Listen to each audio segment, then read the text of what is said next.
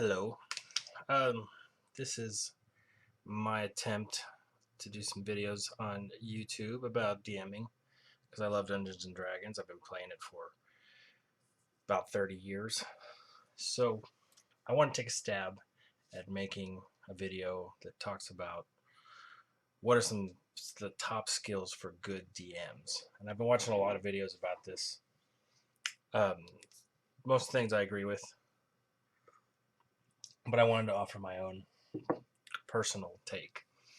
And basically, there's certain skills you can work on that make you a good DM, right? Some things are just come naturally, like the ability to role play, people that do voices and accents and stuff. That's always fun stuff, and that can make you from a good DM to a great DM.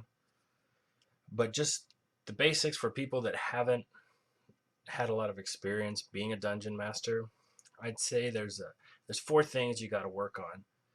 Probably more. There's tons of things, but these are my top four things that I would work on, or I think people should work on to be good DMs, right?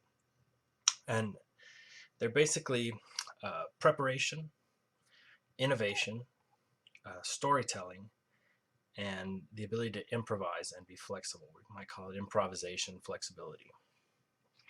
And I'll talk about these in turn. Hopefully, get this all done in one video and with no outtakes. One take, baby. One take. So, preparation. First thing, preparation. You got to be able to prepare. You got to get good at preparing for campaigns and adventures.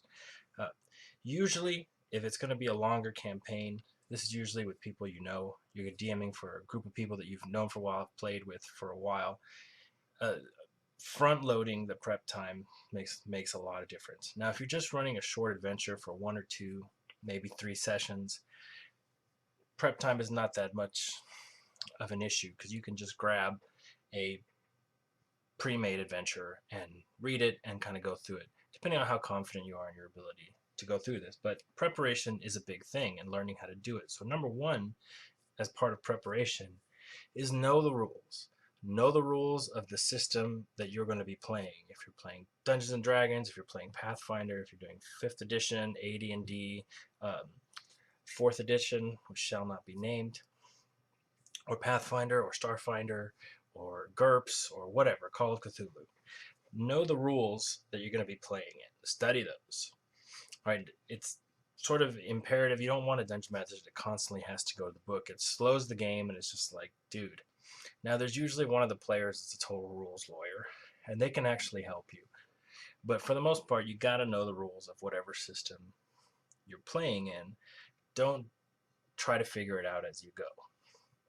Do your homework. Next is know the PCs. So when the players make their characters, and part of this is, read their backstories if you do that, which usually you should, but also just take a accounting of, what is their party composition, right? Are they, did like four people and three of them pick fighter types, or are they all casters? Are they elves? Just have an idea for when you do your preparation of what the party composition is.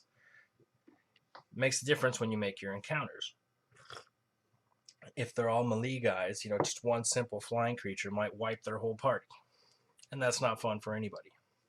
Usually. Shouldn't be. So know the characters, read the backstories, read what they are, what their sort of design is, and know what kind of party you're designing for. And keep those things in mind when you do design things that are fun. If they have a bunch of archers, we'll give the archer some instances where the archer has a chance to shine, where the magic user has a chance to shine, where the fighter might have a chance to shine, whatever.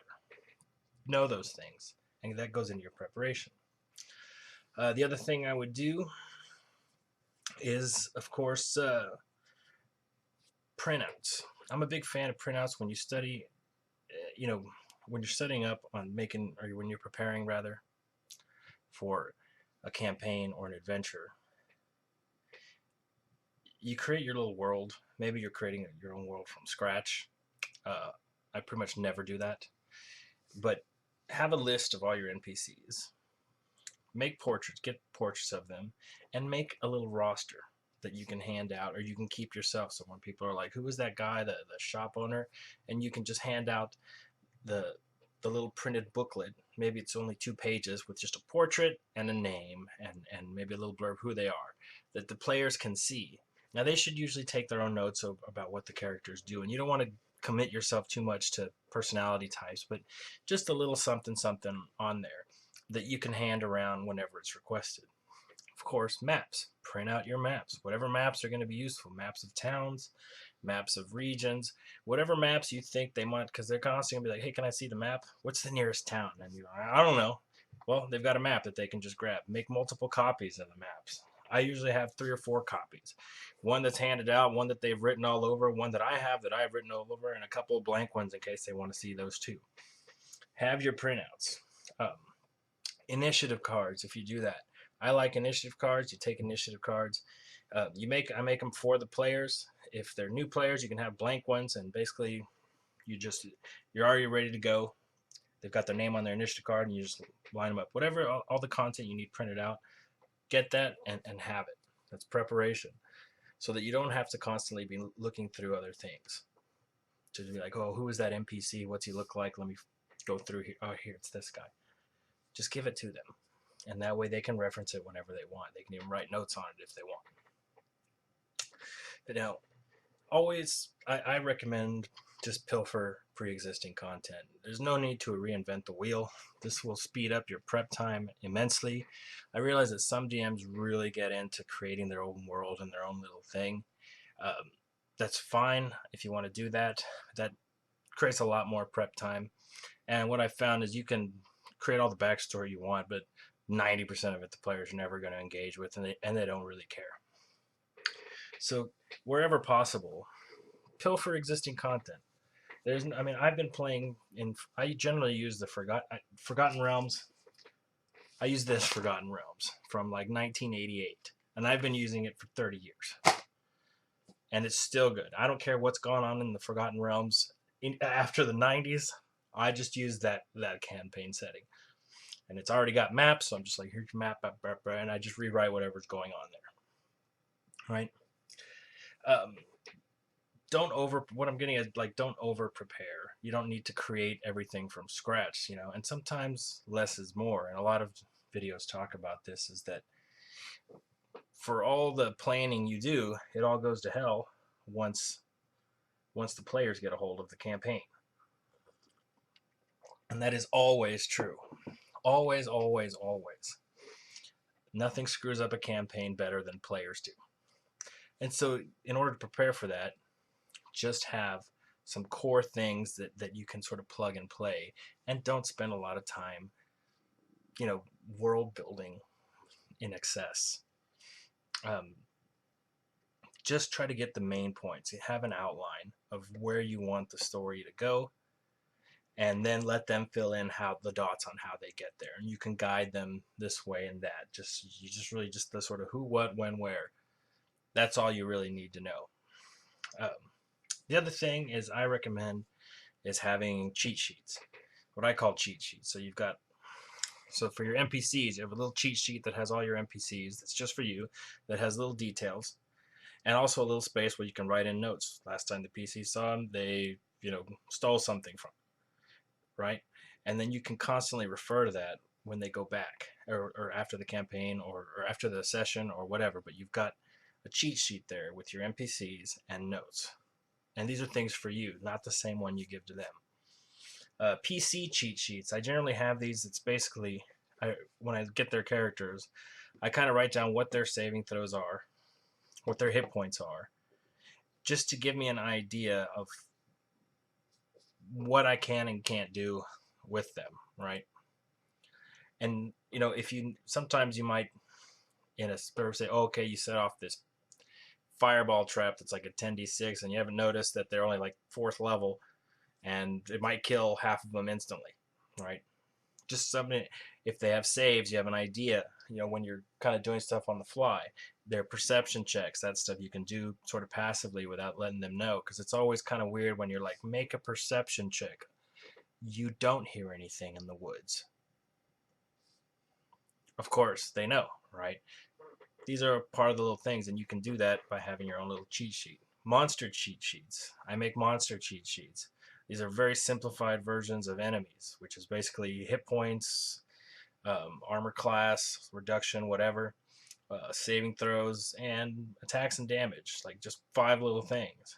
And then if you need to know whatever their abilities are or their feats or whatever, then you can get out the book if really necessary. But if at all possible, you don't want to refer to any books. You just have a little simplified version. And most of the time, that's enough. And if you get really good after a while, you can just make up the saves because you kind of have an idea of what it's going to be. If it's, if it's a mid-level fighter type creature, you know that its fort save is going to be pretty good, and you can sort of make it up as you go.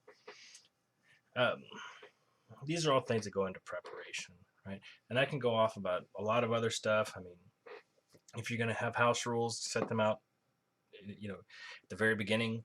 Have a session 0 where you talk about these are going to be the house rules. These are the sort of things. Um, just do your prep work, and once you get good at it and streamlining your process, you can run adventures better, faster, tighter. They're more fun. There's a lot less downtime, and people will have more fun. So the next thing is innovation. Innovation is basically making things interesting and different, right? Most players, unless they're brand new, have some experience. They've all probably read the monster manual, right? So when you throw a monster out there, a chimera or whatever, they kind of know what to expect. You make it much more interesting if, the chimera suddenly has a chain lightning attack. One of the heads is like a blue dragon head and it shoots chain lightning. And now they're like, what the hell's going on, right? You've made it interesting. It's not what they expected.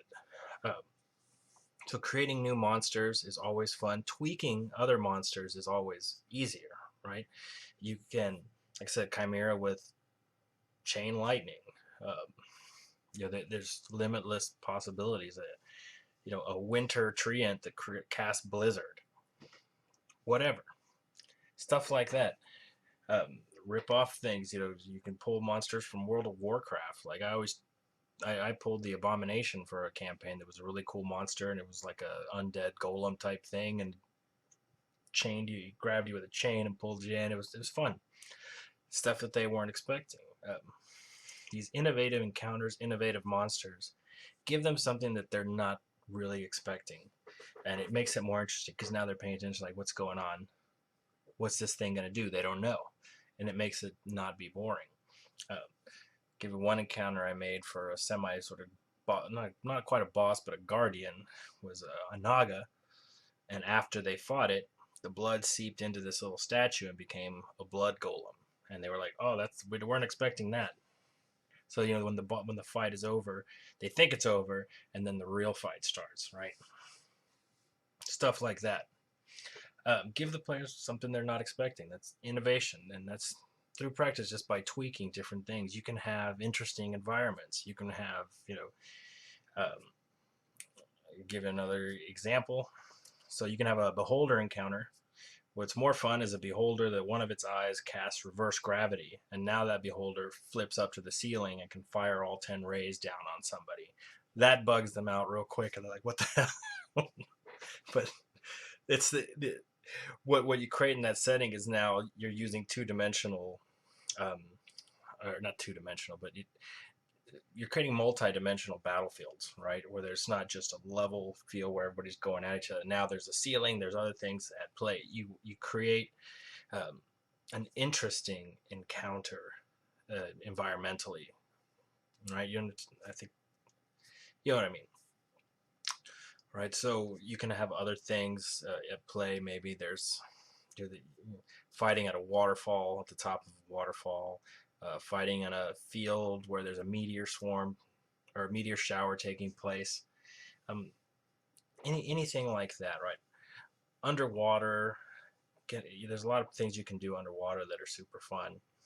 But those things that make the encounter fantastical, a little bit crazier inside of a volcano, a lava flow in the middle of the fight, collapsing structures in the middle, all these things, right?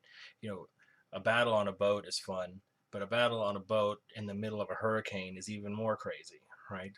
And those are the kind of things that that can really set your encounters apart from other normal just hack and slash encounters.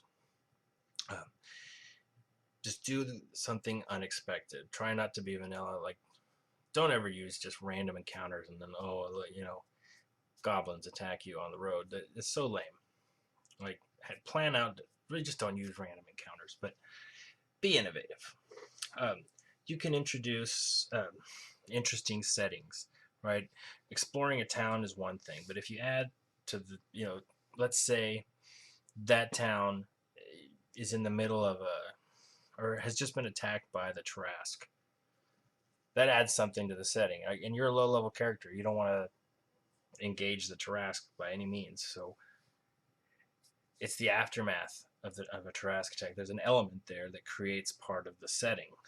Um, maybe it's a town riddled with gang warfare, right? And there's various gangs, and you have to curry favor with some of these gangs. And there's perks to currying favor with some gangs. You gain notoriety, influence. You add these sort of mechanics to the campaign that give it multi dimensions or extra dimensions, and it makes it more interesting, right?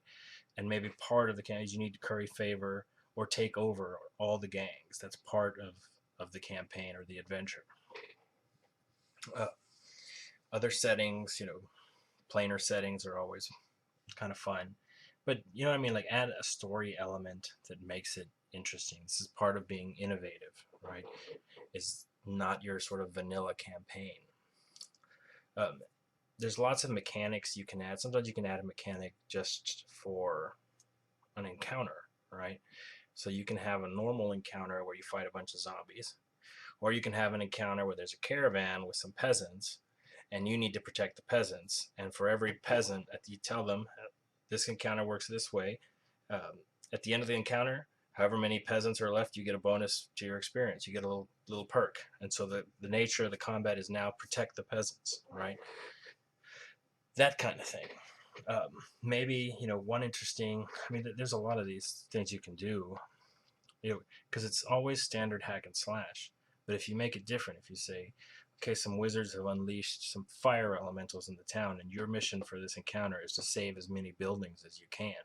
And now they're not trying to hack and slash; they're trying to find, all right, well, where do we get water? How do we get that water onto the building? And now that's an encounter with almost no combat that becomes really fun and silly. Those are the fun things, right? That sort of count into innovation, right? And then having house rules sometimes can really play into that. And these are also ways to deal with just kind of knowing who you're playing with. But they always make a big thing about murder hobos, players that just go around and kill everything, right?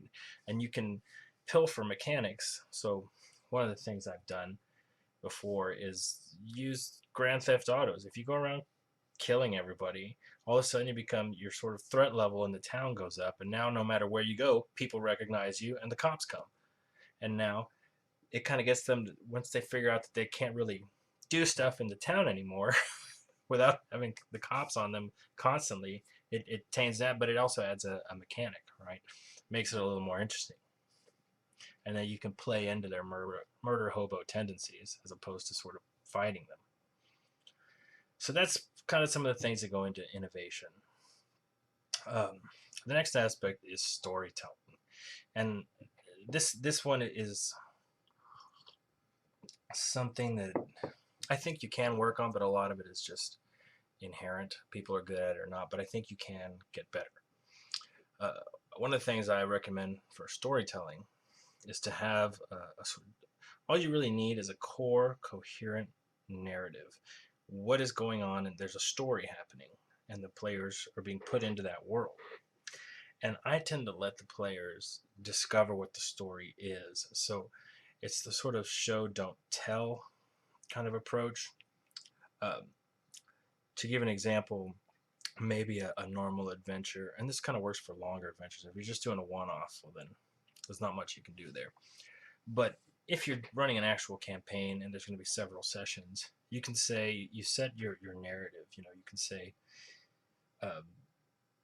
there's an orc warlord amassing forces outside of town. That's not what you tell the players right away. What their first adventure might just be investigate why the blacksmith prices have been going up or something like that. Things that kind of clue you in. It's like one of the ones that I've used is that there's a town where some necromancers are planning to launch an invasion of the town, and the very first mission that they go on is basically investigating a missing drug shipment, right?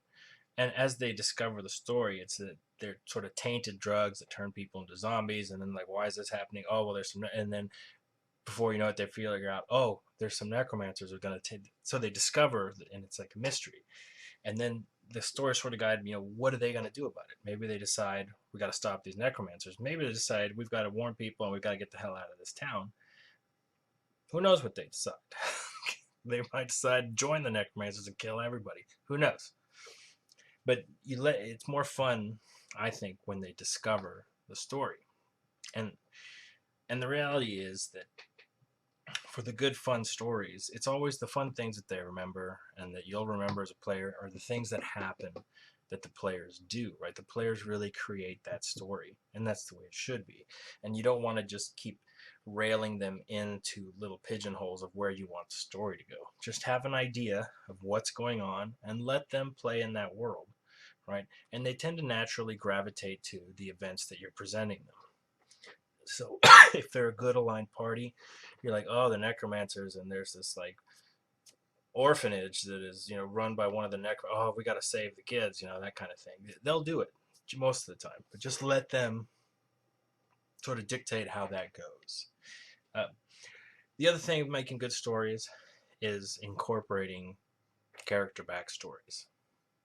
And so where you got to read, and like I said, if it's a campaign and you know the players and they've designed their characters, this is a lot easier. If it's just a handful of one-offs, well, it's a lot harder to do, and you may not be able to. But working in character backstories, there's a lot of ways you can do that.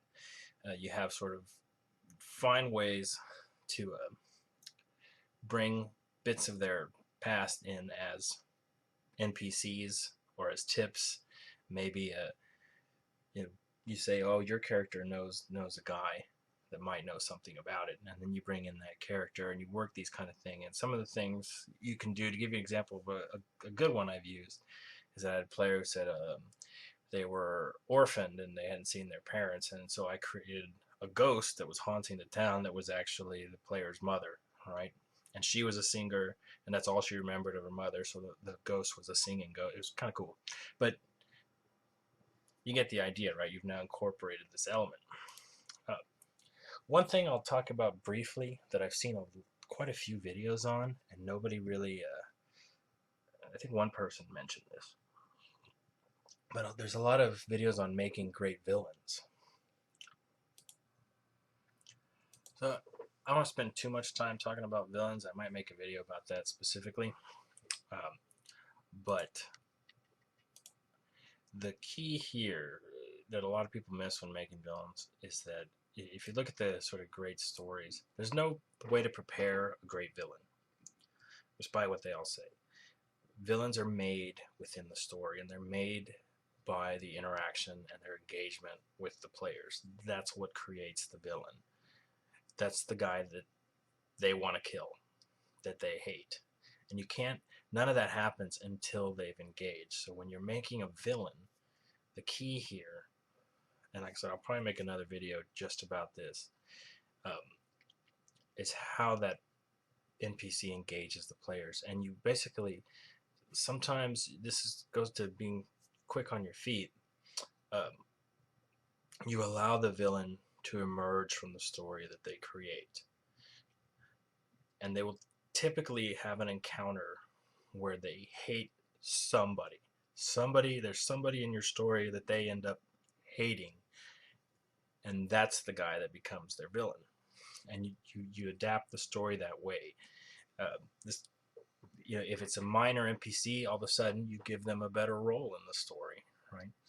If you want to make your main villain the subject of their ire, then what makes them great is how you go about making them hate your villain and wanting to overthrow them. And all the prep work in the world doesn't mean crap, right? This is how you DM those encounters. And I've often had innocuous encounters, thing where I'd use a random encounter that became one of the great villains of the plot because they were just screwed. It was a copper dragon that I just threw in randomly. I was like, let's have an encounter with a copper dragon. And by the end of it, they had pissed off the dragon had pissed them off, and they made it their mission in life to forget about the whole rest of the quest line and track down and kill this copper dragon. Villain, instantly, whatever. It's what they do. Uh, but that's how you make great villains, right? It's there's no amount of preparation, no amount of design that really makes a good villain. Or no, it's how you handle the interactions with the players, right? And sometimes, just random dice rolls can create a great villain just because things don't go the player's way and they're like, screw this guy so much. And you have to be alert for those kind of things, and that's the guy you elevate to be a greater role, right? And maybe your big bad villain suffers a little bit, but they have a lot of fun killing that other, random guy that happened to crit them, right? And they're like, screw that guy. And that's actually how you make good villain. I'll talk about that more, give some more examples some other time. But that leads us in nicely to the idea of flexibility and improvisation, right? And this one you learn after a lot of time, that it's always better to ignore what you've prepared in favor of what the PCs actually are doing and what they want to do, right? Almost always, well, I won't say always, but almost always. Um, Generally, wherever the players go, you make the story go that way. Like I've had a werewolf mystery, and I'm like, who's the werewolf? I didn't even write down who's the werewolf. I just let them conjure up, and I put 4 suspects, and I just let them go to town until they decided they knew who was the werewolf, right? And I was like, all right, well, that person's the werewolf now. Just let them, it's like playing Clue or something. But you let them guide the story, right? And wherever they go, that's where the hint's going to be, more or less. You don't want to give too many sort of red herrings. I hate it when people do that. But you let them guide the story, right? And when it comes to objectives, you don't have to say they need to get the information about the dungeon absolutely from the elven jewel crafter in this one town. Otherwise, nobody else knows it, and you just sit there looking at them like, I don't know what y'all should do. Like, don't let that happen. Be flexible, improvise. Just say there's a tip. This is, and if they're like, well, we'd like to visit, we killed that fancy guy, the cobbler. He probably had fancy shoes, so the cobbler, there's only a number of cobblers in this town that can make shoes that fancy. He probably knows where that guy's from. All right, fine, that makes sense. Yeah, okay, so yeah, the cobbler totally knows. Yeah, he's known their family for years. And you got to be flexible like that. When you have conflicts over rules,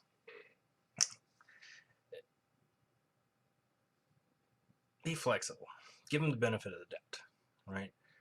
If they're like, well, I'm a rogue and I've got acrobatics and I feel like I should be able to throw my knife to knock that lamp out of his hand. And you're like, okay. And here's what I do. I'll give you one little tip from me to you, one of my personal ones, is that when in doubt, I'll go to a 50-50 rule. Okay, I'll give you 50, let's say 50-50 chance you get it. And that's usually, people are pretty happy with a 50-50 chance of something that they're pulling out of their ass, right? Like, can I throw this lamp and catch that squirrel on fire so that it runs into the curtains and catches that? Yeah, you know what? I'll give you a 50-50 chance, because that would be awesome, right? And any way that you can allow for awesome things to happen, do it. That's your job as the DM, is to try to create awesome things, right? And that usually comes from being flexible and improvising and being innovative and letting them do those things. Another rule I would give you for being flexible is when you never want to be the bad guy that says, you can't do that, right? There's no way. I say no, right? When there's a conflict. Roll a die. so that if it doesn't work, they blame the die. It's not your fault, it's the die's fault, right? And that also adds a sense of drama, right? Oh, whatever you want. If you want, even if it's improbable, it doesn't have to be. If maybe you say, oh, well, I want to, I don't know, with a slingshot, you know, shoot someone in the eyes. They're flying by on a wyvern. You're like 10% chance. There you go. Roll that die. Odds are they're going to fail. And if they do, they rolled a 1 in a million, you know, or 1 in 20 chance, or 1 in 10 chance, and they're like, yeah. And you're like, good on you. You smack that guy right in the eye. He falls off the wyvern, lands on a spike that goes through him. Yeah. And now you've created some. Err on the side of the player and let the dice be the bad guy, right? Pretty much always, right? Uh, and a lot of GMs will tell you this, but always remember that it's not you versus the player. It's not you trying to. I mean, you can always kill the players at any point in time, no matter how awesome they're. You always have the ability to kill the players as a DM, and that is not fun for the players. But those are the skills, right? Flexibility is very key in that area for making good stories. You know, just sort of be flexible, improvise on the spot. And I guess that concludes. So preparation, innovation, storytelling, and improvisation and flexibility. Those I would say are my top 4 things that will get you to being a good DM. There's other skills that once you have those things down, that sort of take you into that next tier of being a great DM. That people are like, everybody wants to play in your game, right? And nobody ever wants to DM because they always want you to DM, which sucks sometimes because you get tired of DMing. You're like, I want to play too, but maybe that's another video. So thank you very much. Just my own 2 cents. I will be making more videos since I haven't made any since like 2011, apparently. I don't know why I'm getting into this now, but peace out.